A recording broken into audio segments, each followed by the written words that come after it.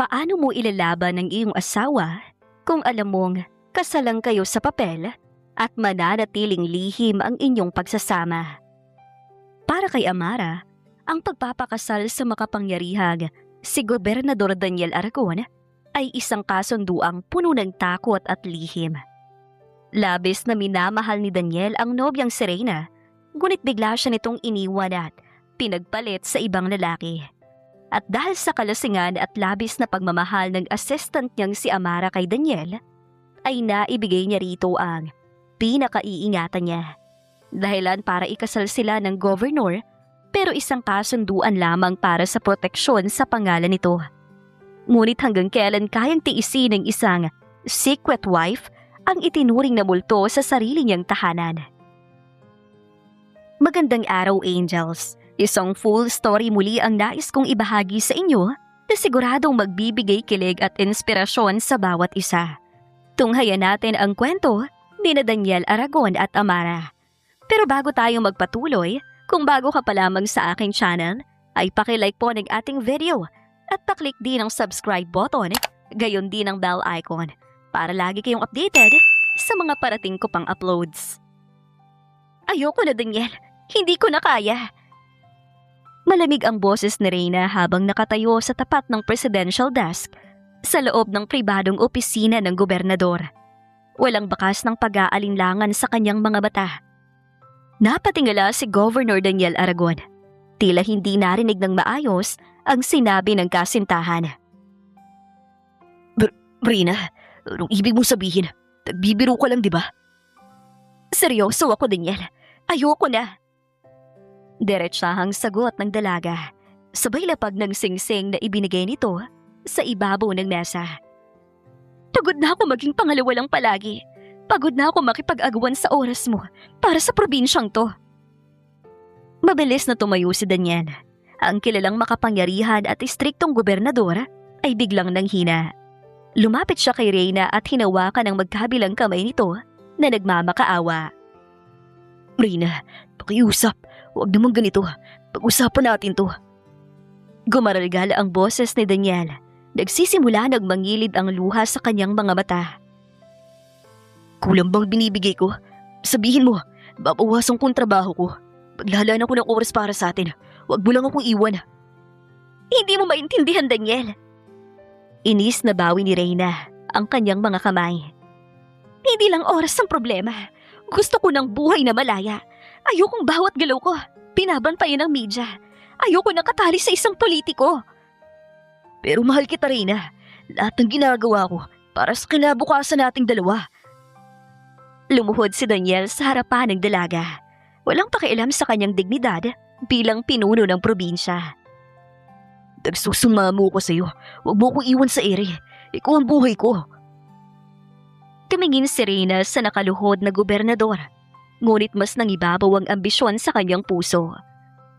Huwag mong ibaba ang sarili mo, Daniel. Nakakaawa kang tingnan. Desidido na ako. May nakita na akong lalaking kayang ibigay ang mundong gusto ko.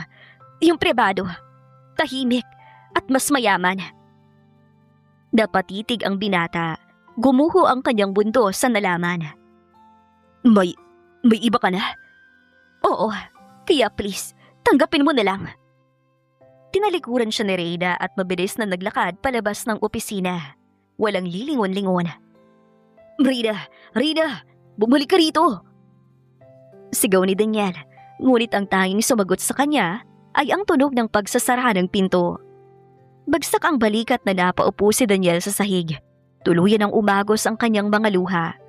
Sa labas ng pinto, nakatayo si Amara, ang kanyang tapat na assistant. Naririnig niya ang lahat. Puno ng sakit at pag-aalala ang puso ni Amara habang nakahawak sa puso nito. Matagal na niyang lihim na minamahal ang amo at ang makita itong nadudurog ay mas masakit pa para sa kanya. Gabi na, ngunit hindi pa rin umaalis si Daniel sa opisina. Puno ng basyong bote ng whiskey ang kanyang mesa. Bagsak ang ulo nito, pautal-utal kung magsalita. Amara, bakit ba ganun? Bulong ni Daniel nang pumasok si Amara para i-check ito. Mapula ang mga mata ng gobernador. Ginawa ko naman ang lahat, di ba? Pero bakit iniwan pa rin niya ako? Gov, tama na po yan. Lasing na kayo. Marahang awat ni Amara. Kinuha ang baso rito. Hindi niyo po kawalan si Miss Reyna. Hindi niya nakitang halaga ninyo. Talaga? Biglang hinawakan ni Daniel ang kamay ni Amara. Mahigpit. Mainit. May nagmamahal pa ba sa akin, Amara? Ikaw, nandito ka pa rin? Napatitig si Amara sa mga mata ng amo. Ang tibok ng puso niya ay parang tambol na nagwawala. Nandito lang po ako, Gov. Palagi naman. Gusto kong makalimot, Amara. Kahit ngayong gabi lang. Sa ilalim ng impluwensya ng alak at ng matagal nang kinatagong damdamin, hindi na nakalaban si Amara nang hilahin siya ni Daniel palapit. Isang gabi ng pagsuko. Isang gabi kung saan ibinigay ni Amara ang kanyang puso at sarili sa lalaking pinakamamahal niya. Kahit alam niyang sa umaga, baka pagsisihan nila ito. Sinalubong sila ng sikat ng araw kinabukasan sa loob ng master's bedroom ng pribadong rest house ni Daniel. Unang nagising si Amara. Puno ng kaba at hapis ang kanyang puso habang nakatingin sa natutulog pang gobernador. Ang bawat bakas ng nagdaang gabi ay patunay na isinuko na niya ang lahat. Nang dahan-dahang idilat ni Daniel ang kanyang mga mata, agad na sinalubong ang kanyang noo ng matinding sakit dahil sa hangover. Ngunit mas matindi ang gulat at tensyon na bumalot sa kanya nang makita si Amara na nakatalukbong ng kumot sa tabi niya. Amara? Mahinang sambit ni Daniel. Mabilis na napaupo. Tumingin siya sa paligid. Pagkatapos ay sa sarili niyang walang suot na pantaas. Anong nangyari? Yumuko si Amara. Pilit pinipigilan ang pag-iyak. Gov, kagabi po. Diyos ko. Bulong ni Daniel. Hinilot ang kanyang sentido. Tumayo siya. Mabilis na kinuha ang kanyang polo at isinuot ito habang nakatalikod sa dalaga. Magbihis ka, Amara. Kailangan natin mag-usap ng maayos. Gov, pasensya na po. Lasing na lasing kayo kagabi at hindi ko na rin po napigilan ang sarili ko. Umiiyak na sabi ng dalaga habang nagmamadaling mag-ayos ng sarili sa loob ng banyo. Nang makalabas si Amara, nakatayo na si Daniel sa may bintana. Nakatalikod at seryosong nakapamulsa. Ang aura nito ay bumalik sa pagiging isang istrikto at mailap na pinuno. Hindi ako ganyang uri ng lalaki, Amara.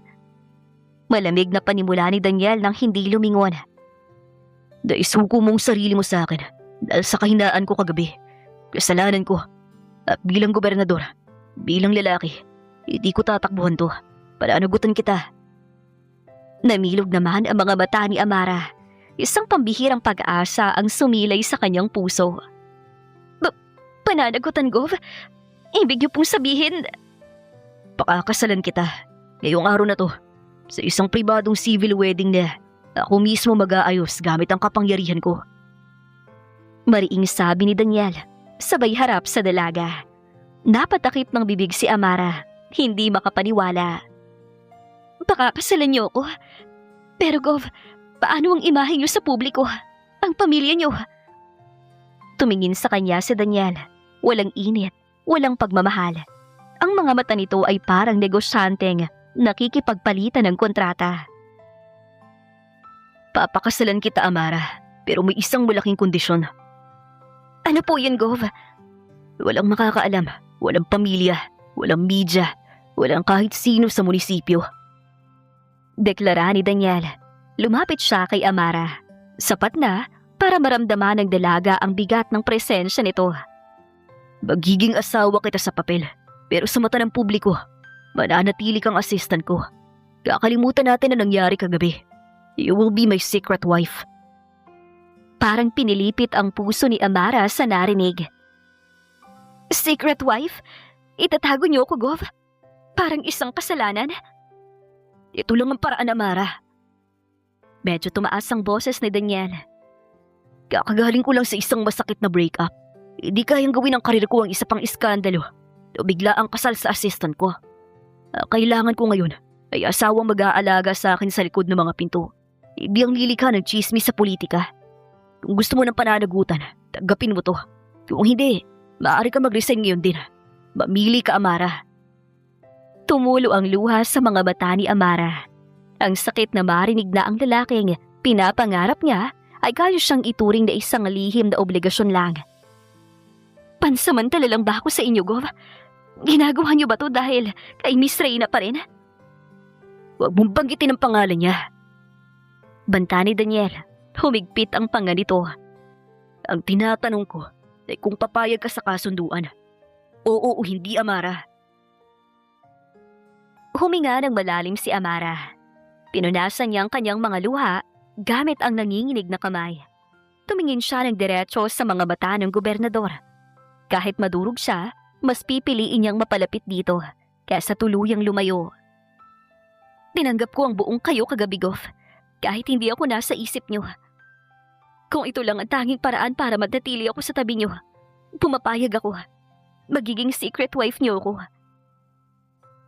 Isang tipid at formal na tumango si Daniel, bagamat may kaunting dumi ng konsensya sa kanyang muka. Good, mag-ayos ka na ng tuluyan. Iintayin kita sa sasakyan. Nang maisara ni Daniel ang pinto ng kwarto, tuluyang napaluhod si Amara sa sahig. Kasal nga siya sa lalaking pinakamamahal niya. Ngunit alam niya ngayon pa lang ay magsisimula na ang kanyang kalbaryo sa piling ng isang lalaking ang puso ay pag-aari pa rin ng iba. Gov, ito pong mga schedule ninyo para sa araw na ito. May meeting po kayo sa mga board members mamayang 10:00. Formal na saad ni Amara habang inilalapag ang isang folder sa ibabaw ng mesa ni Daniel. Tumingin si Daniel sa folder. Pagkatapos ay kay Amara. Malinis ang suot nitong corporate attire. Mukhang profesional. Ngunit kapansin-pansin ang bahagyang pamamaga ng mga mata nito. Walang baka sa labas na kahapon lang ay ikinasal sila sa isang lihim na sibil na seremonya. Salamat, Amara. Malamig na tugo ni Daniel. Tumingin siya sa pinto ng opisina upang tiyaking nakasara ito bago muling nagsalita. Ayos ka lang ba? Oo, Gov. Ayos lang ako. Sagot ni Amara. Pilit nang umingiti kahit ang totoo ay halos hindi siya nakatulog kagabi sa kaba at lungkot. Mabuti. Gusto ko lang ipaalala sa iyo, Amara. Sa loob ng munisipyong ito, walang magbabago. Mariing pabulong na sabi ni Daniel. Tumayo siya at lumapit sa tapat ng dalaga. Assistant kita rito. Maliwanag. Maliwanag, Gov. Alam ko naman po ang lugar ko. Mahinang sagot ni Amara. Napayuko siya para itago ang lungkot sa kanyang mga mata. Sa kanyang daliri, bakante ang kanyang palasingsingan. Ang singsing ng kanilang kasal ay nakatago sa loob ng kanyang bag. Bawal isuot. Biglang bumukas ang pinto ng opisina ng walang katok. Pumasok si board member Javier, isa sa mga matagal ng kaalyado sa politika ni Daniel. Good morning, Gov. Oo, Amara, nandiyan ka pala. Bati ni Javier habang nakangiti. Nabalitaan kong nangyari sa inyo ni Reyna. Totoo ba? Pinagpalit ka raw sa isang bilyonaryong negosyante? Bahagyang natigilan si Daniel. Humigpit ang hawak niya sa hawakan ng kanyang upuan. Javier, nandito tayo para magtrabaho, hindi para magchismis. Sorry naman, Gov. Nag-aalala lang ako sa'yo. Mahirap pa nag-iisa sa posisyon mo. Baka maapektuhan ang kampanya sa susunod na eleksyon. Biro ni Javier, sabay baling kay Amara.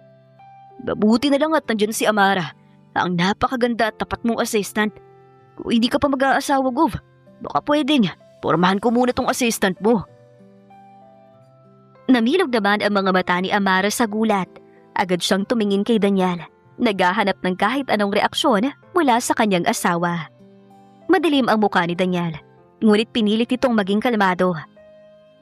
Javier, wag mong idamay ang mga tauhan ko sa mga biro mo.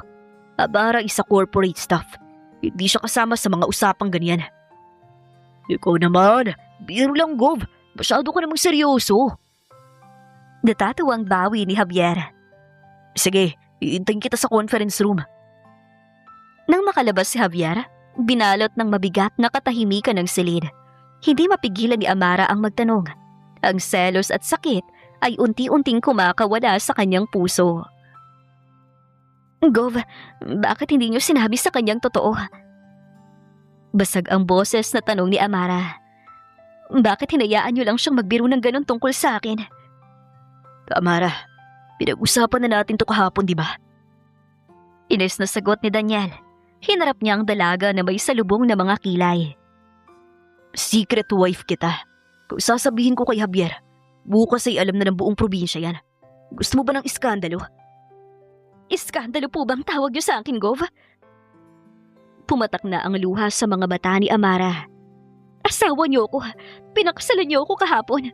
Pero bakit parang pakiramdam ko, mas malayo ako sa iyo ngayon kaysa nung assistant mo lang ako? Bumuntong hinala si Daniel. Lumambot ng konti ang kanyang ekspresyon, ngunit nanatiling matigas ang kanyang paninindigan. Lumapit siya at hinawakan ang balikat ni Amara. Amara, please. Naguguluhan pa ako. Masakit bang ginawa sa akin, Rina? At pinuprotektahan ko lang ang karir ko. Pati na rin ang kaligtasan mo. Mula sa maduming mundo ng politika. Kunting tiis lang. Pakiusap. Tinitigan ni Amara ang mukha ng asawa. Naroon pa rin ang bakas ng pait mula sa pag-alis ni Reyna. Napagtanto niya na kahit asawa na siya nito sa papel, ang puso ni Daniel ay nakakulong pa rin sa nakaraan. Naiintindihan ko, Gov. Sagot ni Amara. Pinunasan niya ang kanyang luha at umatras. Gagawin ko ang trabaho ko bilang assistant niyo ngayon. Mauuna na ako sa conference room. Amara. Tawag ni Daniel, ngunit tuluyan nang lumabas ang dalaga. Naiwang mag-isa si Daniel sa loob ng opisina. Napasandal sa kanyang mesa. Tumingin siya sa kanyang sariling palasingsingan na wala ring suot na singsing. Isang malalim na butong hinala ang pinakawalan niya. Batid na ang kasunduang. Akala niya ay simpleng solusyon, ay unti-unti nang nagiging isang masalimuot na laro ng emosyon. 10:00 na ng gabi nang marating na Daniel at Amara ang mansyon ng gobernador. Tahimik na ang paligid, maliban sa iilang security guard sa labas. Pagkasara ng pinto ng malaking bahay, tila doon lang nakahinga ng maluwag si Amara. Dito ang kwarto mo. Malamig na saad ni Daniel habang itinuturo ang isang pinto sa kaliwang bahagi ng ikalawang palapag. Katabi lang yan ang master's bedroom, ang kwarto ko. Napatitig si Amara sa pinto, pagkatapos ay sa kanyang asawa. Magkahiwalay tayo ng kwarto, Gov. Amara, kasal tayo sa papel, pero alam mong sitwasyon natin, di ba? Seryosong sagot ni Daniel habang nagluluwag ng kanyang korbata. Hindi pa ako handa. At isa pa, baka may biglang pumuntang kamag-anak o staff ko rito sa bahay. Mas ligtas kung magkahiwalay tayo ng higaan. Ligtas para sa inyo o ligtas para sa karir nyo? Hindi napigilang itanong ni Amara. Lumapit siya kay Daniel. Bit-bit ang kanyang maliit na maleta. Gov, asawa niyo ko.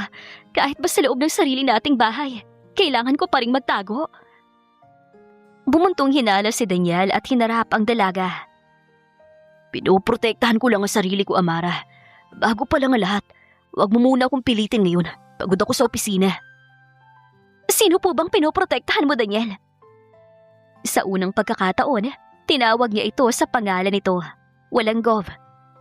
Ako ba? O ang alaala ni Reyna na iniwan kayo sa bahay na to? Natigilan si Daniel. Kita ang biglang pagdidilim ng kanyang muka sa pagkabanggit ng pangalan ng dating kasintahan. Amara, huwag mong simula. Bakit, Daniel? Hanggang ngayon ba, bawat sulok ng mansyong to, siya pa rin ang nakikita mo? May pait at selos sa boses ni Amara. Kaya ba ayaw mo kong itabi sa kwarto mo? Dahil natatakot kang magising na ako ang katabi mo at hindi siya? Tama na. Medyo mataas na ang boses ng binata. Hinawakan niyang magkabilang balikat ni Amara. Medyo mahigpit. Huwag mo uubusin ang pasensya ko ngayon. Pumasok ka na sa kwarto mo. Masakit lang kasi, Daniel. Ibinigay ko ang lahat sa'yo. Handa ako maging anino mo sa labas. Pero kahit ba dito sa loob, anino pa rin ako ng nakaraan mo.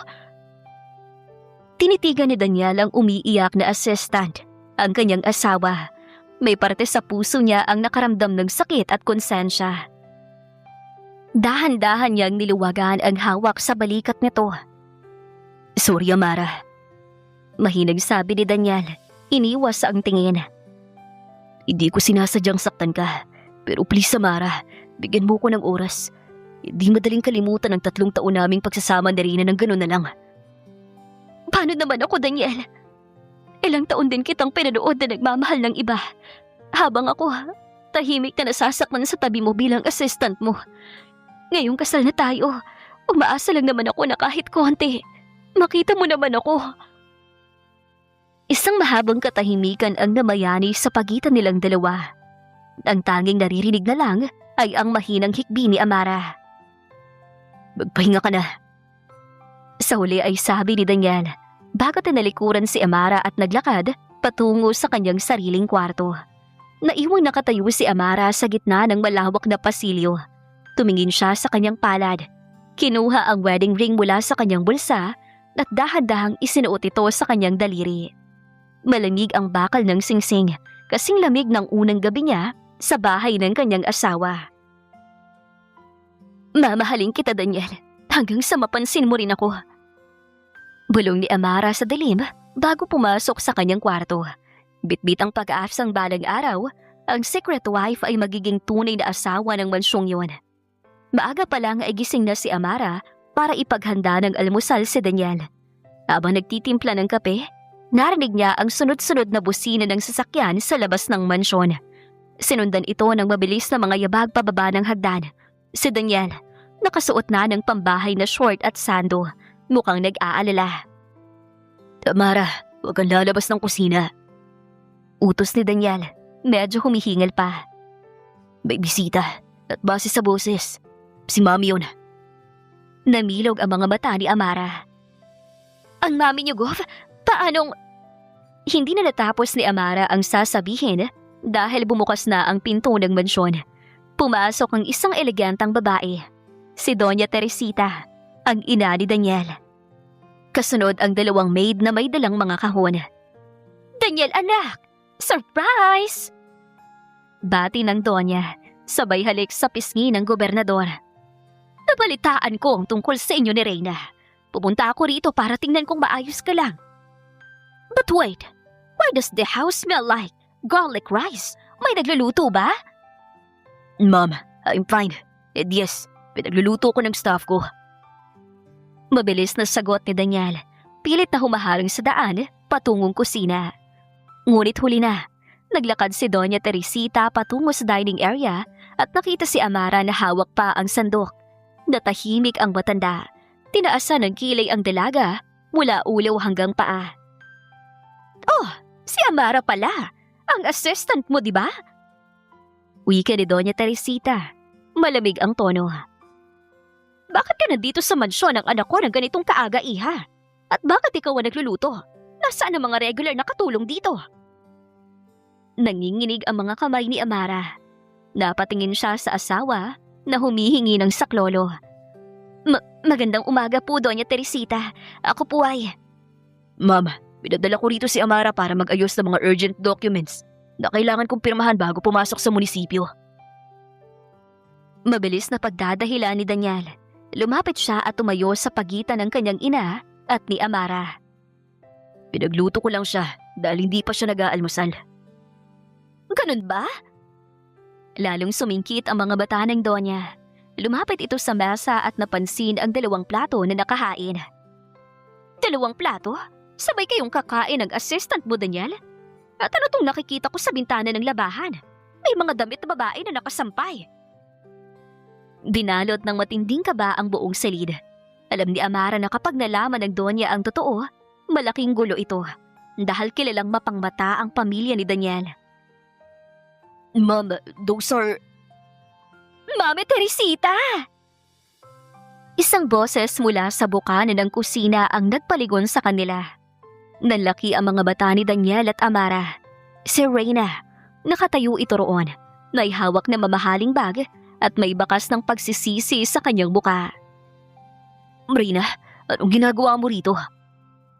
Gulat na tanong ni Daniel. Daniel, nagkamali ako ha. Pakiusap, mag-usap tayo ha. Lumuluha namang saad ni Reyna. Dire-diretsong lumapit kay Daniel at humawak sa braso nito. Hindi ko kaya. Namimiss na kita. Tumingin si Doña Teresita kay Amara. Pagkatapos ay kay Reyna. Mabuti at nandito ka, Reyna. Daniel, ayusin yung sa inyo. At ikaw naman, Amara, maaari ka nang umalis. Tapos ng trabaho mo rito. Parang sinugatan ang puso ni Amara habang nakikitang nakahawak si Reyna sa kanyang asawa.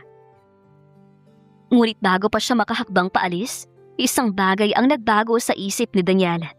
Kitang-kita ang galit sa mga bata ng gobernador sa pagbabalik ng babaeng nagmakaawa sa kanyang lumuhod noon. Mabilis na tinanggal ni Daniel ang kamay ni Reyna. Sa gulat ng lahat, humakbang siya patungo kay Amara. Hinawakan ang bewang nito at hinila ito palapit sa kanya. Daniel, anong... Bago pa matapos ni Amara ang kanyang salita, nilapat na ni Daniel ang kanyang labi sa labi ng asawa. Isang mariin, mapusok at matagal na halik. Nanigas si Amara sa gulat, ngunit unti-unti ring napapikit habang nararamdaman ng init ng labi ng asawa. Sa harap ng kanyang ina at ng kanyang ex-girlfriend, hinalikan siya ng gobernador. Nang humiwalay si Daniel, habol nito ang hininga habang nakatitig sa nagulat na mukha ni Amara. Pagkatapos ay napatitig siya kay Reyna at sa kanyang ina na kapwa nakanganga sa gulat. Hindi na natin kailangan mag-usap, Reyna. Tapos na tayo. Mariing pahayag ni Daniel habang nanatiling nakayakap ang kamay sa bewang ni Amara. At ma'am, hindi lang basta assistant si Amara. Siyang babaeng mahal ko ngayon. Daniel, nahihibang ka na ba? Sigaw ni Doña Teresita. Tumingin si Daniel kay Amara. May kakaibang kislap sa mga mata na hindi mawari ni Amara kung pagmamahal o paggamit lang para makaganti kay Reyna. Umalis na kayo. May gagawin pa kami ng asawa ko. Malamig na utos ni Daniel. Nang makaalis ang dalawa na puno ng galit, binitiwan agad ni Daniel sa Amara. Humakbang siya palayo. Iniwas ang tingin. Gov, iyong halik na yon. Mahinang saad ni Amara. Hawak ang kanyang labi. Ginamit lang kita para lubayan ako ni Reyna, Amara. Huwag mong bigyan ng kahulugan yun. Malamig na sagot ni Daniel bago tumalikod at bumalik sa kwarto nito. Naiwang luhaan naman si Amara sa kusina. Ang halik na akala niya ay pagtatanggol ay isa palang panakipbuta sa sugat ng nakaraan. Gov, pinapatawag po kayo sa conference room. Nandun po si Miss Reyna, kasamang mga contractor para sa bagong provincial hospital project. Matabang ang boses na saad ni Amara habang nakatayo sa tapat ng lamesa ni Daniel. Inagat ni Daniel ang kanyang tingin mula sa mga papeles. Bakas ang pagkabahala sa kanyang muka. Si Reyna, bakit siya kasama sa bidding ng proyekto? Ang kumpanya po ng bago niyang kasintahan ng pangunahing bidder, Gov. Sagot ni Amara. Halos mapait niyang bigkasin ng salitang kasintahan. Pinilit niya raw pong pumasok para personal na makipag-usap sa inyo. Huminga ng malalim si Daniel at tumayo. Sige, susunod ako, Amara. Sumama ka sa akin. Dalhin mo mga technical evaluation papers. Kailangan pa ba ako ron, Gov? Baka makaabala lang ako sa muling pag-uusap ninyo. Hindi napigil ang hirit ni Amara. Naramdamang kirot at selos sa kanyang puso mula pa kaninang umaga dahil sa nangyaring halik. Napatitig si Daniel sa kanya. Sumeryoso ang mga mata. Assistant kita, Amara. Trabaho mo to. Huwag mong ihalong personal na emosyon mo rito sa opisina. Opo, Gobernador. Sagot ni Amara, sabay talikod para kunin ang mga folder. Ang formal na tawag na yon ay paalala sa sarili niya na sa lugar na ito, wala siyang karapatang magselos. Sa conference room, nagtatama ang mga paningin ni Daniel at Reyna. Nakaupo si Reyna sa kabisera ng mga kontraktor, mukhang sopistikada at puno ng kumpiyansa, habang si Amara naman ay tahimik na nakatayo sa likod ni Daniel. Mahigpit ang hawak sa kanyang ballpen. Governor Aragon, I believe our company has the best proposal for your hospital project. Nakangiting panimula ni Reyna, diretsong nakatingin sa mga mata ni Daniel. At bukod doon, tingin ko naman, may sapat tayong history para magtiwala sa kakayahan ko. We base our decisions on competence, Miss Reyna. Hindi sa nakaraan. Kung hindi papas ang mga dokumento ninyo, hindi kayo makukuha. Gumiti ng nakakaloko si Reyna at tumayo. Dahan-dahang lumapit sa gilid ng lamesa ni Daniel. Talaga, Daniel? O baka naman naiilang ka lang dahil kasama mo pa rin yung hamak na assistant mo. Lumingon si Reyna kay Amara. May panguuyam sa mga bata. Balita ko, magkasama kayo sa mansyon mo kahapon. Huwag mong sabihin, pinatulan mo talaga yan para lang gantihan ako. Namilog naman ang mga mata ni Amara sa kaba, ngunit pinilit niyang magpakatatag. Miss Reyna, nandito po ako para sa trabaho. Quiet! Hindi ikaw ang kausap ko. Putol ni Reyna, sabay baling muli kay Daniel. Alam mo, Daniel, nakakatawa ka. Pumatol ka sa isang walang klaseng babae para lang pagtakpan ng sugat mo. Pero alam mo kung anong mas masakit? Ang malaman ng buong probinsya na ang tinitingalang gobernador ay may tinatagong kalokohan sa sarili niyang opisina. Reyna, sumusobra ka na. Lumabas ka sa opisina ko. Galit na sigaw ni Daniel. Tumayo ito at hinampas ang mesa. Aalis ako, Daniel. Pero bago ako umalis, tingnan mo muna to. Ani Reyna, sabay hagis ng isang envelope sa labasa. Kinuha ng private investigator ko yan kaninang madaling araw. Mga litrato ninyong dalawa na magkasamang pumasok sa mansyon at ang paghalik mo sa kanya sa kusina. Nawala ng kulay ang mukha ni Amara. Dapat tingin siya sa mga litrato. Malinaw na malinaw ang anggulo. Anong balak mo rito, Reyna? Seryoso ang boses na tanong ni Daniel. Simple lang. Ibigay mo sa kumpanya namin ng hospital project o ipapakalat ko ang mga litratong to sa media. Bukas na bukas din. Panalakot ni Reyna. May mapait na tagumpay sa kanyang ngiti. Sisisiri ng iskandalo ang karir mo, Daniel. At ang assistant mo, dudurugin siya ng publiko. Tumingin si Reyna kay Amara ng may pait. Yan ang napapala ng mga ambisyosang sulutera. Let's go, team! Nang magsara ang pinto at makaalis si Reyna, binalot ng nakakabinging katahimikan ng silid. Agad na lumapit si Amara kay Daniel. Nanginginig ang buong katawan. Go! Anong gagawin natin? Kasalanan ko to. Kung hindi ko kayo pinayagang lapitan ako. Tumahimik ka muna, Amara. Nag-iisip ako. Buliyaw ni Daniel. Sapu ang kanyang noo. Napaatras naman si Amara. Nasaktan sa biglang pagsigaw ng asawa. Natatakot ba kayo para sa posisyon ninyo? O natatakot kayo na tuluyan kayong kamuhian ni Reyna? Tumingin si Daniel sa kanya. Puno ng frustration ang mga mata. Pareho, Amara. Kaya please, lumabas ka muna. Iwan muna ako. Pumatak ang luha ni Amara habang dahan-dahang tumatalikod. Sa unang pagkakataon, naramdaman niya ang bagsik ng paghihiganti ng nakaraan. At ang katotohanan na sa laban na ito, siya ang unang isasakripisyo ng sarili niyang asawa. Gabi na, ngunit nananatiling madilim ang mansyon ng gobernador. Nakaupo si Amara sa gilid ng kanyang higaan. Yakap-yakap ang kanyang mga binti habang nakatingin sa wedding ring na nakalatag sa maliit na lamesa. Nang marinig niya ang tunog ng sasakyan ni Daniel, mabilis niyang pinunasan ang kanyang mga luha at lumabas ng kwarto. Nasalubong niya si Daniel sa may hagdanan. Bagsak ang mga balikat nito, gulo-gulo ang buhok at halatang hapo mula sa pag-iisip ng solusyon sa banta ni Reyna. Daniel, tawag ni Amara sa mahinang boses. Napahinto si Daniel at napatingala. Amara, bakit gising ka pa? Sabi ko naman sa'yo sa opisina, huwag mo na muna akong isipin. Paano kita hindi iisipin? Asawa mo ko, Daniel. Sabi ni Amara habang dahan-dahang bumababa ng hagdan. Lumapit siya rito, bitbit ang isang pirasong papel. May desisyon na ako para mawakasan ang panlakot ni Reyna sa'yo. Kumunot ang noo ni Daniel. Anong ibig mong sabihin? Ano yung hawak mo? Inabot ni Amara ang papel. Resignation letter ko. At bukod dyan, handa akong pumirma sa kahit anong dokumento na magpapatunay na walang namamagitan sa atin. Na ikaw, pinilit ko lang ng gabing yun dahil lasing ka. Nanlaki ang mga mata ni Daniel. Mabilis niyang hinablot ang papel at binasa ito. Pagkatapos ay galit niya itong itinangala kay Amara. Nahihibang ka na ba, Amara? Gusto mong akuin ang lahat ng sisi? Ang sirain ang pangalan mo sa buong probinsya? Yun lang ang paraan, Daniel. Bahagyang tumaas ang boses ni Amara. Kumawala na ang emosyong kinikimkim niya. Ayaw mong ibigay kay Reyna ang proyekto ng ospital dahil madumi ang kumpanya ng bago niyang lalaki, di ba? At ayaw mo ring masira ang karera mo bilang gobernador.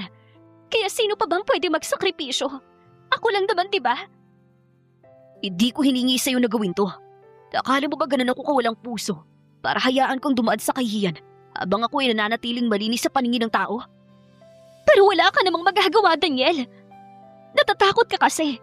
Natatakot kang malaman ng lahat na nagpakasal ka sa isang habak na assistant dahil lang nasaktan ka kay Reyna. Ipinagtatanggol mo lang ang pride mo. Nabitawan ni Daniel ang braso ni Amara. Tila natamaan sa sinabi nito. Hindi lang pride to, Amara. Karera ko to. Ang pangarap ng pamilya ko. Paano naman ang pangarap ko, Daniel? Pangarap ko lang naman na mahalin mo rin ako. Kahit konti. Kahit hindi kasing higpit ng pagmamahal mo kay Reyna. Pero simula nang isuot ko ang singsing na to, wala akong ibang ginawa kundi magtago, matakot at masaktan. Humakbang paabante si Amara. Tinitigan ang naguguluhang mukha ng gobernador. Kung ang pag-alis ko ang magpapanatili sa iyo sa itaas, gagawin ko. Kasi mahal kita. Handa akong maging masama sa mata ng mundo. Basta wag ka lang bumagsak. Napatitig si Daniel kay Amara. Sa unang pagkakataon, nakita niya ang lalim ng pagmamahal ng babaeng nasa harap niya. Isang pagmamahal na handang sumalo ng kahihiyan para sa kanya. Nakaramdam siya ng matinding kirot sa kanyang puso. Hindi dahil kay Reyna, kundi dahil sa konsensya at sa unti-unting pagbuka ng isang damdamin na pilit niyang isinasara. Mabilis na hinila ni Daniel si Amara palapit sa kanya. Sa pagkakataong ito, hindi galit, kundi isang mahigpit na yakap ang isinalubong niya sa asawa. Ipinatong niya ang kanyang buka sa balikat nito. Huwag mong gagawin yan. Bulong ni Daniel. Medyo gumaralgal ang boses. Huwag kang aalis, Amara. Huwag mo kong iiwan. Napatigil si Amara sa pag-iyak. Naramdaman ang higpit ng yakap ng asawa. Daniel. Gagawin ko ng paraan, Serena. Haharapin ko ang media kung kailangan. Pero pakiusap, huwag mong isuko ang pagiging asawa ko. Huwag kang mag-resign. Tumingin si Amara sa mga mata ni Daniel. Naghahanap ng sagot. Ginagawa mo ba to dahil sa tungkulin mo sa akin o dahil kailangan mo ako? Iniiwas si Daniel ang kanyang tingin. Tila hindi pa rin kayang ibigay ang buong sagot. Kailangan kita, Amara. Sa tabi ko, bilang assistant ko at bilang asawa ko. Bagamat may kaunting pait dahil hindi pa rin pagmamahal ang narinig niyang dahilan, tumango si Amara. Para sa lalaking mahal niya, handa siyang manatili sa dilim. Kahit gaano pa kasakit ang susunod na bukas. Maagang nagkagulo ang labas ng munisipyo. Nag-aabang ang iba't ibang estasyon ng media matapos kumalat sa internet ang mga blurred na litrato ng gobernador at ng kanyang assistant sa loob ng mansyon. Sa loob ng opisina, nanginginig ang mga kamay ni Amara habang inaayos ang kurbata ni Daniel. Gov, sigurado ba kayo rito? Pwede pa naman nating kanselahin ang press conference. Hinawakan ni Daniel ang kamay ni Amara upang patigilin ito. Tinitigan niya ang asawa sa mga mata. Amara, kung magtatago tayo ngayon, iisipin nilang totoong lahat ng maruruming kwento ni Rina. Magtiwala ka sa akin. Lalabas tayo riyan. Tatatapusin natin to ng magkasama. Pero paano kung tanungin nilang tungkol sa relasyon natin? Di pagtatanggol kita. Maikling sagot ni Daniel bago tuluyang binuksan ang pinto patungo sa briefing room. Pag-upo pa lang ni Daniel sa harap ng mga mikropono, sunod-sunod na ang flash ng kamera at sabay-sabay na nagtanong ang mga reporter. Governor Argon, totoo po bang kumakalat na larawan ninyo at ang inyong assistant na si Amara? May lihim po ba kayo relasyon? Tanong ng isang reporter. Tumingin ang diretso si Daniel sa kamera. Seryoso at buo ang kanyang boses. Ang mga litratong kumakalat ay malisyosong kinuha ng walang pahintulot. Si Amara ay nananatili sa aking mansyon dahil sa isang seryosong banta sa kanyang seguridad na may kinalaman sa trabaho natin sa probinsya. Siya ay aking pinoprotektahan. Kung ganun, Gov, bakit may litatong tila hinahalikan niyo siya? Hirit ng isa pang reporter. Bago pa makasagot si Daniel, isang pamilyar na boses ang pumutol sa ingay mula sa likuran ng silid. Huwag kayong maniwala sa kanya! Sinungaling ang gobernador na yan! Pumasok si Reyna. Kasunod ang kanyang mga sariling bodyguards at isang lalaking naka-Amerikana. Si Rafael, ang bilyonaryong bago nitong kasintahan. Nagulat ang mga reporter at agad na hinarap ang kanilang mga kamera kay Reyna. Reyna, anong karapatan mo manggulo sa press conference ko? Galit na asik ni Daniel. Tumayo siya mula sa kanyang upuan. Karapatan ko bilang mamamayan na ilantad ang katotohanan, Daniel. Nakangiting sagot ni Reyna. Lumakad siya papadapit sa stage.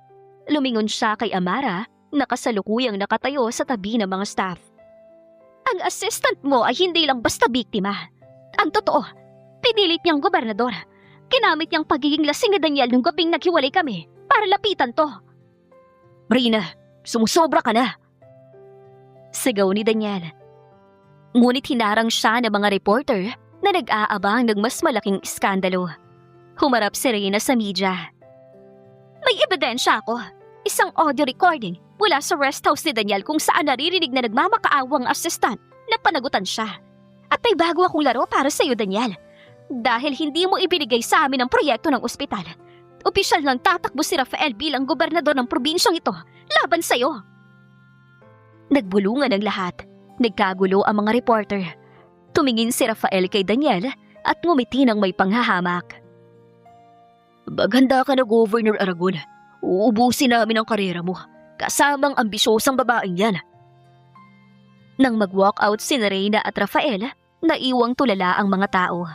Mabilis na hinila ni Daniel si Amara palabas ng briefing room bago pa sila tuluyang dagsain ng media. Pagpasok sa pribadong opisina, agad na binitawan ni Daniel ang mesa sa sobrang galit. Ginamit niyang rest house ko. May nakalagay na recorder doon. Galit na bulong ni Daniel. Nanlilisik ang mga mata. Lumapit si Amara sa kanya. Umiiyak. Daniel, sirang-sira na ako sa paningin ng mga tao. Ang sabi ni Reyna, ako ang gumawa ng paraan para makuha ka. Paano ang trabaho mo ngayon? Paano ang posisyon mo? Humarap si Daniel kay Amara. Sa kabila ng galit, nakita niya ang takot ng kanyang asawa. Lumapit siya at hinawakan na magkabilang pisngi nito. Hindi ako papayag na sirain nila tayo, Amara. Kung gusto ni Reyna ng maduming laro, ibibigay ko sa kanya. Anong gagawin natin, Daniel? Tumingin si Daniel sa daliri ni Amara na walang singsing. Isang matapang na desisyon ang nabuo sa kanyang isip. Ilalabas natin ang totoong alas natin. Ipakikita natin sa kanila ang marriage certificate natin. Ipapaalam natin sa mundo na asawa kita at hindi ka lang basta babae sa dilim. Namilog ang mga mata ni Amara. Sa gitna ng gulong dala ng paghihiganti ni Reyna, sa wakas, handa na si Daniel na kilalanin siya. Ngunit ang tanong sa kanyang puso, ginagawa ba to ni Daniel dahil mahal na siya nito o para lang sa panalo sa politika? Daniel, pakiusap. Mag-isip muna kayo ng mabuti. Nanginginig ang boses ni Amara habang hawak ang braso ni Daniel sa likod ng malaking entablado ng Municipal Gymnasium. Sa labas, naririnig ang hiyawan ng libo-libong mamamayan at ang maraming mga reporter.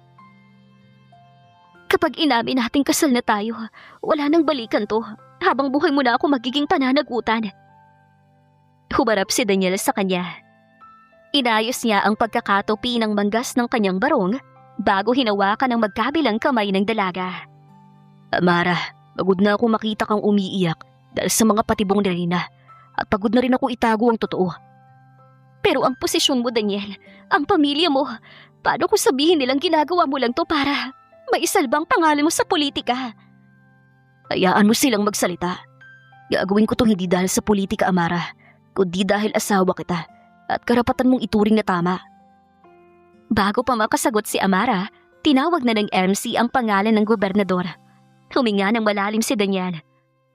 Hinawakan ng mahigpit ang kamay ni Amara at hinila ito kasabay niyang maglakad patungo sa gitna ng entablado, sa harap ng nakakasilaw na mga flash ng kamera. Agad na nagkagulo ang mga tao nang makitang magkahawak kamay ang gobernador at ang kanyang assistant. Sa harap ng hilera ng mga mamamahayag, Nakaupo rin sa VIP section si Reyna at ang bago nitong kasintahan na si Rafael. May mapang-uyam na ngiti sa mga labi. Naghihintay sa pagbagsak ni Daniel. Itinaas ni Daniel ang kanyang kamay para patahimikin ang bulwagan. Lumapit siya sa podium habang si Amara ay nananatiling nakatayo sa kanyang tabi. Halos maputol ang hininga sa tindi ng kaba. Mga kababayan, mga kasama ng media. Nitong mga nakaraang araw, pinuyod ang aking administrasyon at ang aking pagkatao ng mga balisyosong kwento. Mga nakaw na larawan at mga maling akusasyon na galing sa mga taong gustong sirain ang tiwala ninyo sa akin. Governor Aragon, ano pong masasabi ninyo sa pahayag ni Miss Reyna na inakit kayo ng assistant ninyo habang kayo ay lasing? Tumingin si Daniel sa direksyon ni Reyna bago muling humarap sa karamihan. Isang tipid ng ngiti ang sumilay sa kanyang labi. Walang naganap na ganun at walang itinatagong kalukuhan sa loob ng aking opisina o ng aking mansyon. Dahil ang babaeng nakatayo sa tabi ko ngayon. Binaling ni Daniel ang kanyang paningin kay Amara. Kinuha niya ang kamay nito at sa harap ng lahat, isinuot niya ang isang kumikinang na gintong singsing sa palasingsingan ng dalaga. Pagkatapos ay kinuha rin niya ang isa pang singsing mula sa kanyang bulsa at isinuot sa sarili niyang daliri. Ang babaeng ito ay hindi ko lang basta assistant. Siya ay aking pinakasalan sa harap ng batas. She is my legal and lawfully wedded wife. Siya ang aking asawa, si Mrs. Amara Aragon. Nagulat naman ang buong bulwagan. Nawala ng kibo ang mga reporter. Habang si Reyna naman ay biglang napatayo mula sa kanyang upuan. Halos lumuwa ang mga mata sa galit at hindi makapaniwala sa nakikita. Kasal kayo? Sigaw ng isa pang reporter sa gitna ng bulungan ng mga tao.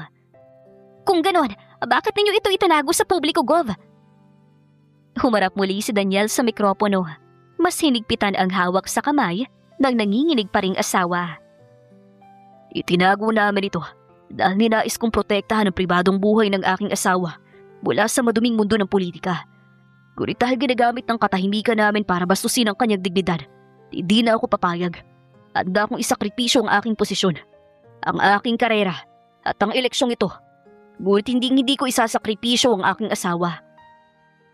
Isang masigabong palakpakan ang biglang umalingaw-ngaw mula sa mga mamamayan.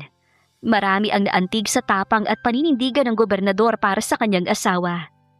Lumingon si Daniel kay Amara na sa mga oras na yon ay umiiyak na. Hindi dahil sa sakit, kundi dahil sa labis na emosyon.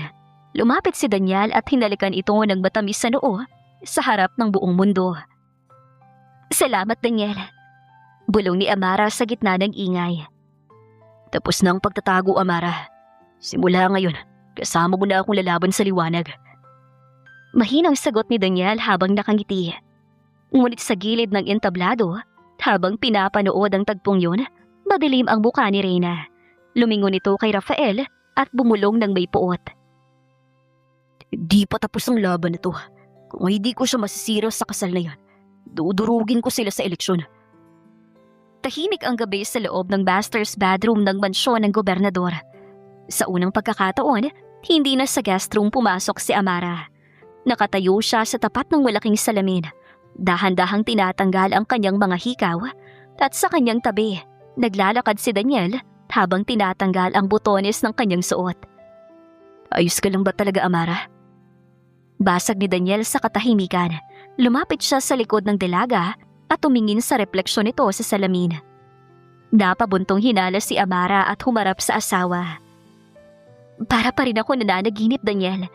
Kaninang umaga, assistant mo lang ako na itinatago. Ngayong gabi, buong probinsya nang tumatawag sa akin na Mrs. Aragon. Yun naman ang nararapat. Sagot ni Daniel. Hinawakan niyang magkabilang balikat ni Amara. Mas malambot ang hawak kesa noong mga nakaraang araw.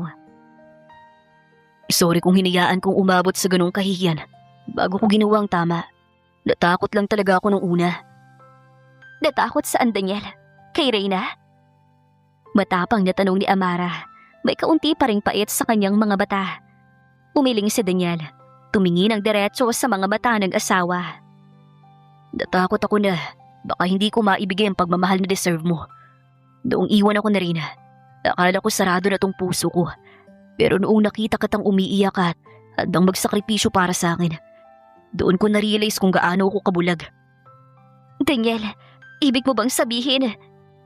Natutunan na kitang mahalin, Amara. O baka matagal na, pinipigilan ko lang. Bulong ni Daniel, sabay haplos sa pisngi ng asawa. Dahan-dahan niyang inilapit ang kanyang muka at nilapatan ng isang matamis at totoong halik ang mga labi ni Amara. Halik na walang paggamit o paghihiganti. Yumakap si Amara sa leeg ng asawa. Pinaparamdam ang buong pagmamahal na matagal niyang kinikimkim. Sa gabing yon, naging tunay na mag-asawa sila sa puso, diwa at katawan. Kinaumagahan, masayang nagluluto si Amara sa kusina nang biglang pumasok si Daniel na madilim ang muka, hawak ang kanyang tablet computer. Amara, itigil mo muna yan. Seryosong saad ni Daniel, pautal-utal ang paghinga sa sobrang galit. Bakit, Daniel? Anong nangyari? Nag-aalalang tanong ni Amara, pinunasan ang mga kamay sa tela. Tingnan mo to. Ito ang bagong pagsubok na binabato sa atin ni Reyna at Rafael. Inabot ni Daniel ang tablet mula sa isang peking doktor na nag-akusa kay Amara na gumagamit ng kung anong ipinagbabawal na gamot para lasingin si Daniel noong gabing ikinasal sila.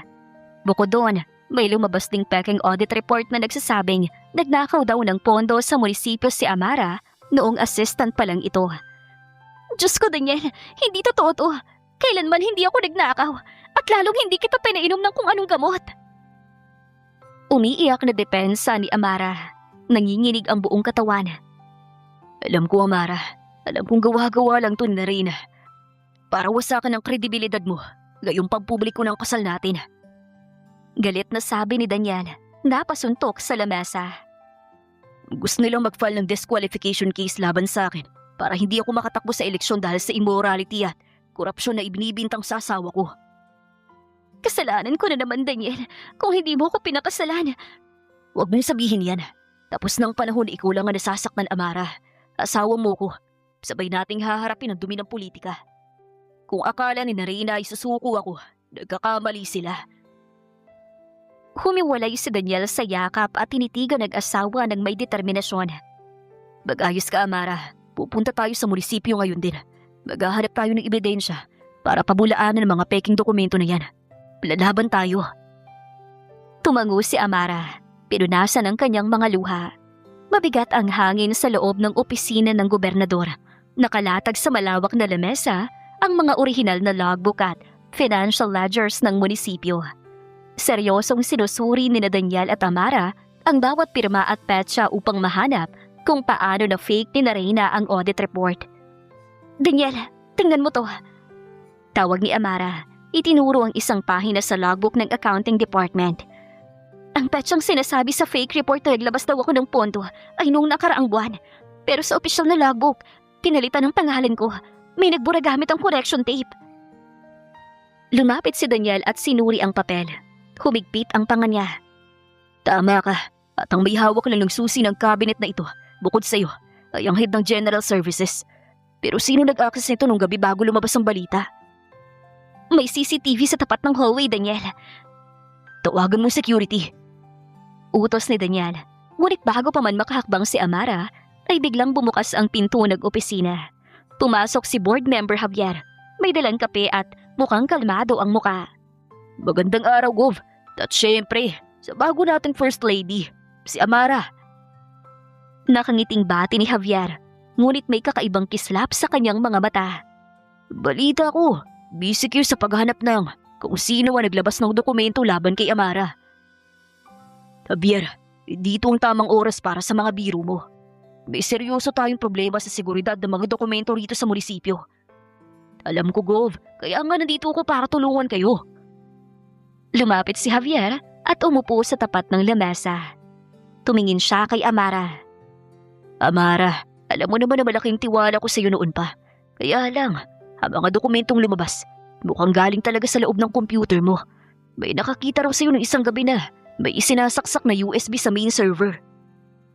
Namilog ang mga bata ni Amara sa gulat at galit. Ano? Kailanman hindi ko ginawa yan, Javier. Nung gabing sinasabi niyo, magkasama kami ni Daniel sa mansyon. Totoong sinasabi ng asawa ko, Javier. At nagtataka ako, paano mo nalaman ang detalye tungkol sa USB at sa main server? Samantalang, hindi pa namin inilalabas ang spot report ng IT department. Natigilan si Javier. Panandali ang nawala ang ngiti sa kanyang mga labi, ngunit mabilis din itong bumalik. Narinig ko lang sa mga empleyado sa Ibabagov. Alam mo naman ang chismis sa munisipyo. Mabilis kumalat. Hindi chismis ang tawag dun, Javier. Impormasyon yun na tanging ang taong nag-leak lang ang makakaalam. Diretsahang sabi ni Amara. Hinarap ang lalaki ng walang takot.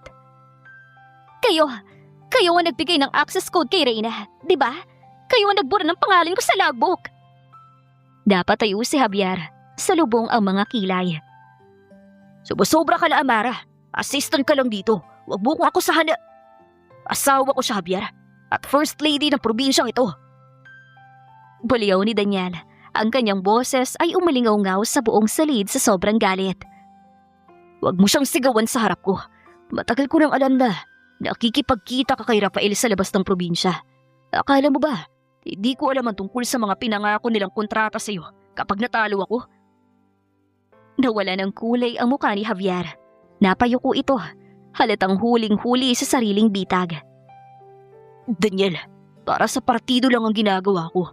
Mababa ng rating mo dahil sa biglaang kasal mo sa isang hamak na assistant. Ang kasal ko ay walang kinalaman sa tapat kong paglilingkod. Lumabas ka sa opisina ko, Javier, at maghanda ka. Dahil bago matapos ang araw na ito, tanggal ka na sa partido at haharapin mo ang kasong treason at falsification of public documents. Magsisisi ka, Daniel. Hindi mo alam kung gaano kalawak ang impluensya ni Reyna at Rafael ngayon. Banta ni Javier bago padabog na lumabas at isinara ng malakas ang pinto. Nang makaalis ang lalaki, nanghina si Amara at napaupo sa sofa. Lumapit agad si Daniel at lumuhod sa harapan nito. Tinawakan ang kanyang nanginginig na mga kamay. Ayos ka lang, Amara? Nag-aalalang tanong ni Daniel. Natatakot ako, Daniel. Masyadong malaki ang kalaban natin. Ngayong alam na nating si Javier ang traidor, sigurado ko mas bibilisan si Reyna ang pagkilos para pabagsakin ka. Bulong ni Amara, may luha sa mga mata. Hinalikan ni Daniel ang mga kamay ng asawa. Puno ng determinasyon ang kanyang muka. Hayaan mo silang kumilos, Amara. Dahil ngayon, awak na natin ang patunay na fake ang mga dokumento mo. Hindi na tayo nagtatago. Sila naman ang susunod na luluhod sa atin. Gabi na nang maisipan ni na Daniel at Amara, dalisanin ng munisipyo. Hawak ni Daniel ang envelope na naglalaman ng mga ebidensya laban kay Javier at Reyna. Habang naglalakad sila patungo sa basement parking, ramdam ni Amara ang kakaibang kilabot sa paligid. Daniel, parang may sumusunod sa atin. Huwag ka mag-alala, Amara. Dito ako. Bilisan natin ang lakad. Bago pa man nila marating ang sasakyan, isang itim na van ang humarurot patungo sa kanilang direksyon at huminto ng bigla sa kanilang tapat. Bumukas ang pinto nito at 3 lalaking nakabonet at may hawak na armas ang mabilis na bumaba. Huwag kayong gagalaw kung ayaw ninyong masaktan. Sigaw ng lider ng mga lalaki, sabay tutok ng armas kay Daniel. Sino kayo? Anong kailangan ninyo? Galit na bulyaw ni Daniel. Pabilis niyang itinago si Amara sa likuran niya. Kung pera ang kailangan ninyo, ibibigay ko. Huwag niyo lang kami saktan. Di perang kailangan namin, Gov. Ang mga dokumentong hawak mo at ang asawa mo. Sagot ng lalaki. Sa isang mabilis na galaw, sinugod ng 2 lalaki si Daniel. Sinubukan ni Daniel na lumaban. Nasuntok niya ang isa, ngunit hinampas siya ng hawakan ng armas sa ulo ng isa pang lalaki. Daniel, wag! Sigaw ni Amara na makitang bumagsak si Daniel sa semento. Bitiwan mo ako! Pakawalan niyo ako! Pagpupumiglas ni Amara, nang hawakan siya ng 2 lalaki sa magkabilang braso at pilit na hinila patungo sa loob ng van. Amara! Amara! Pilit na bumabangon si Daniel. Pautal-utal ang boses habang nakahawak sa kanyang ulo. Ngunit tuluyan siyang nawala ng malay. Daniel! Yun ang huling sigaw ni Amara bago tuluyang isara ang pinto ng van at humarurot ito palayo sa munisipyo. Nagising si Amara na nakatali ang mga kamay sa isang lumang silya sa loob ng isang abandonadong bodega. Malamig at madilim ang paligid. Nang marinig niya ang tunog ng takong na papalapit, pinalakas niya ang kanyang loob. Kasing na palang First Lady ng probinsya. Isang mapang-uyam na boses ang umalingaw-ngaw. Bukas ang ilaw sa itaas at tumambad sa harap ni Amara si Reyna. Kasunod si Javier na may hawak na baso ng alak. Reyna, Javier, alam kong kayong may gawa nito. Galit na sik ni Amara. Pilit na kinakalag ang tali sa kanyang mga kamay. Hindi kayo makakaligtas sa batas kapag nalaman to ni Daniel. Kapag nalaman ni Daniel ang ano, Amara, nahawa kita? Ang asawa mo ngayon ay malamang na nasa ospital o baka naman mag-aagaw buhay na. At ang mga ebidensyang hinahanap niyo laban sa amin, sunog na. Mga masasamang tao kayo, wala kayong puso. Pumatak ang luha sa mga mata ni Amara. Hindi dahil sa takot para sa sarili, kundi dahil sa pag-aalala sa kalagayan ng kanyang asawa. Napakadumi niyong lumaban. Sa politika, hindi lahat malinis, Amara. Kung hindi dahil sa pagiging ambisyosa mo, hindi aabot sa ganito si Daniel. Isang pirma mo lang naman sa waiver na nagsasabing pinilit mo lang si Daniel. Tapos na sana ang gulo. Pero nagmatigas kayo. Binitawan ni Reyna ang mukha ni Amara nang may pandidiri. Kinuha niya ang kanyang cellphone at may tinawagan. Gawin mo ng plano, Rafael. Hawak ko ng alas ni Daniel. Sabihin mo sa media na nag-alsabalutan ng assistant dahil napatunayang nagnakaw ng pondo at ngayon ay nagtatago na. Hindi maniniwala ang mga tao sa inyo. Sigaw ni Amara. Humarap si Reyna sa kanya. May ngiti sa labi. Maniniwala sila, Amara, kapag nakita nilang wala ka na sa tabi ng gobernador. At kapag natalo si Daniel sa eleksyon dahil sa pagkawala mo, sisiguraduhin kong hinding-hindi ka na niya muling makikita. Naiwan si Amara na umiiyak sa dilim ng bodega.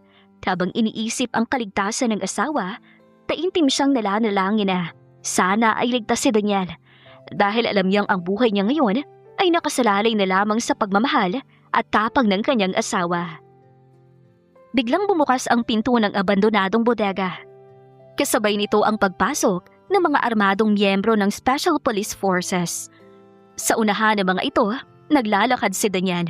May puting benda pa ang kanyang ulo at may bakas ng natuyong dugo sa kanyang polo. Ngunit ang kanyang mga mata ay nagliliyab sa galit. Itaas sa mga kamay, walang gagalaw! Sigaw ng lider ng mga pulis. Nagkagulo ang mga tauhan ni Reyna. Agad silang napaluhod nang makitang napapaligiran sila ng mga kapulisan. Si Javier ay nabitawan ng baso ng alak, habang si Reyna naman ay napaatras hanggang sa masandalan ng silya kung saan nakatali si Amara. Daniel! Sigaw ni Amara. Gumaan ang kanyang paghinga, ngunit nandoon pa rin ang takot nang makita ang benda sa ulo ng asawa. Daniel! May armas sila! Huwag kang gagalaw, Amara! Bulyaw ni Reyna sabay bunot ng maliit na armas mula sa kanyang bag at itinutok ito sa sentido ni Amara. Daniel! Isang hakbang pa ng mga pulis mo. Tatapusin ko ang hamak na assistant na to. Reyna, ibaba mo na yan. Mariing utos ni Daniel. Pilit na pinapakalma ang kanyang boses kahit pa nanginginig ang kanyang mga kamay sa takot para sa buhay ng asawa. Tapos na ang laro niyo. Hawak na ng mga otoridad si Rafael sa labas. Huli na kayo. Hindi! Hindi ako papayag na matalo ng isang tulad niya. Umiiyak na sigaw ni Reyna. Lalong humigpit ang hawak niya sa armas. Dapat ako ang nasa tabi mo, Daniel. Ako ang nararapat na First Lady. Hindi ang babaeng yan. Reyna, makinig ka sa akin. Pakiusap ni Javier na nakataas na ang mga kamay habang dinadakit ng pulis. Sumuko ka na. Wala na tayong takas. Manahimik ka, Javier. Pinili mo siya, Daniel. Kaya tatapusin ko siya sa harap mo. Reyna, pakiusap. Ako na lang. Kung galit ka, ako na lang ang saktan mo. Huwag si Amara. Walang kasalanan ng asawa ko. Habang nakatutok ang pansin ni Reyna kay Daniel, dahan-dahan ginalaw ni Amara ang kanyang mga kamay sa likod. Kanina pa niya pilit na niluluwagan ng tali gamit ang isang matalas na tornilyo na nakausli sa lumang silya. Sa wakas, nakalag ang kanyang kanang kamay. Magsimula ka na, Amara! Gigil na saad ni Reyna. Sa mismong segundong yon, buong lakas na hinawakan ni Amara ang braso ni Reyna at itinulak ito pataas. Sabay na umalingaw ang isang malakas na putok sa bubong ng bodega. Amara! Sigaw ni Daniel. Mabilis na sumugod si Daniel habang pinatumba naman ng mga pulis si Reyna sa semento upang agawin ang hawak nito. Agad na nilapitan ni Daniel ang asawa. Mabilis na kinakalag ang natitirang mga tali sa katawan nito. Daniel! Daniel! Ayos bang lagay mo? Umiiyak na tanong ni Amara habang hinahawakan ang mukha ng asawa. Tinitingnan kung may bagong sugat ito. Ayos lang ako, Amara. Salamat sa Diyos. Ligtas ka. Bulong ni Daniel. Niyakap ng napakahigpit ang dalaga habang magkadikit ang kanilang mga noo. Patawad kung nahuli ako. Patawad. Humiwalay si Amara sa yakap at tumingin sa direksyon ni Reyna at Javier na ngayon ay nilalagyan na ng posas ng mga pulis. Lumapit si Daniel sa kanila. Hawak ang kamay ni Amara upang ipamuka ang kanilang pagkakampihan. Diyan kayo nararapat sa likod ng mga rehas at sisiguraduhin kong mabubulo kayo riyan. Hindi pa to tapos, Daniel! Hindi pa! Sigaw ni Reyna habang kinakaladkad siya ng mga otoridad palabas. Kasunod si Javier na tuluyan ang nawala ng pag-asa. Nang tumahimik ang bodega, humarap si Daniel kay Amara at pinunasan ang mga luha sa pisngi nito. Tapos ng pagtatago, Amara. Ngayong araw, napatunayan natin na walang kayang maghiwalay sa atin. Ngumiti si Amara sa kabila ng pagod at takot. Alam niyang marami pang hamon ang darating sa buhay politika ng asawa. Ngunit sa pagkakataong ito, hindi na siya natatakot dahil siya ng opisyal at totoong kabiyak ng gobernador. Ilang buwan matapos ang magulong gabi sa bodega, tuluyan ang naitama ang lahat. Nahatulan ng korte si Reyna, Javier at Rafael ng mga kasong kidnapping, falsification of documents at corruption. Kasabay ng pagkalinis sa pangalan ni Amara ay ang pagdating ng araw ng eleksyon, kung saan nakuha ni Daniel ang isang landslide victory bilang gobernador. Salamat sa katapatan nila sa publiko. Ngayong gabi, ang buong mansyon ay puno ng liwanag at bulaklak. Bagay na bagay sa iyo ang gawin mo, Mrs. Aragon. Nakangiting sabi ni Daniel habang nakatayo sa may balkonahe. Pinapanood ang kanyang asawa. Lumapit si Amara. Suot ang isang simpleng puting lace gown na hapit sa kanyang katawan. Salamat, Goff. Parang kailan lang. Pangarap lang to. Ngayon, totoong kasal na ang haharapin natin bukas sa simbahan. Sa harap ng lahat ng tao. Dahil yun ang nararapat sa'yo. Ikaw ang lakas ko, Amara. Nung akala ko tapos ng karera ko, ikaw nagpanalo sa akin. Sinuwerte lang din ako, Daniel. Dahil hindi mo ko binitawan nung panahong ako na mismo ang sumusuko. Sagot ni Amara. May luha ng kagalakan sa mga mata. Humigpit ang yakap ni Daniel sa asawa habang nakatanaw sila sa buong probinsya na ngayon ay masaya ring nagdiriwang para sa kanila. Wala nang lihim, Amara.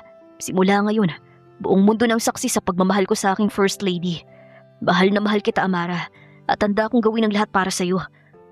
Saad ni Daniel, bago ginawada ng halik ang asawa na agad namang tinuko ni Amara.